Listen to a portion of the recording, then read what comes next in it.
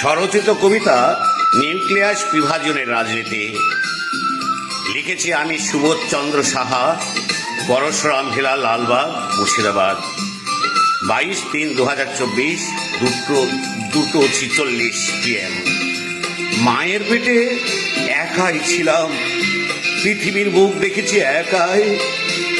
মা বলে ডেকেছি, আদর খেয়েছি যার, সেও একাই ফেলে চলে গেছেন না ফেরার দেশে।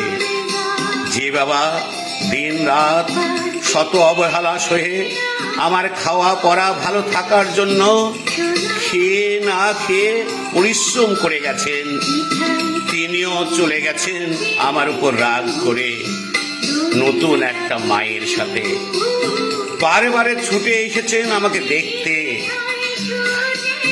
আমি কত সুখে আছি। তারপরে একদিন তিনিও চলে গেলেন না ফেরার দেশে। শ্বশুরবাড়ির আদর কাকে বলে আমি জানি না, বোধ করি আমার স্ত্রী এক বিন্ত ছেঁড়া ফুল। তাই তারে আগলে রাখতে শুরু করলাম যতনে। যতই আগলে রাখি বাঁধন ছিঁড়ে ছিঁড়ে যায় সে। জানি না কিভাবে ভালোবাসলে উনি তৃপ্ত হবেন। ভালোবাসার ইঁদুর দৌড়ে দৌড়ে দৌড়ে আমি আজ ক্লান্ত। জানি না কোন দোষে উনিও থেকেও নেই।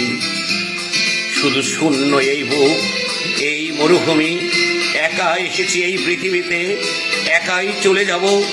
বেঁচে থাকি শুধু অবহেলার অন্ধকারে, যেখানে নির্ভরতা বলে কিছু নেই।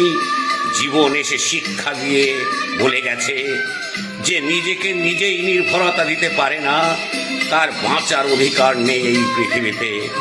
এই নিউক্লিয়াস ভাঙ্গনের রাজনীতিতে ভেঙেছে 51টি পরিবার, ভেঙেছে সমাজ, ভেঙেছে গ্রাম, ভেঙেছে শহর বিশ্বায়নের যুগে। তাই ভাঙছে সংসার ভাঙ্গনের মুখে পড়ে। এই নিউক্লিয়াস বিভাজনের রাজনীতি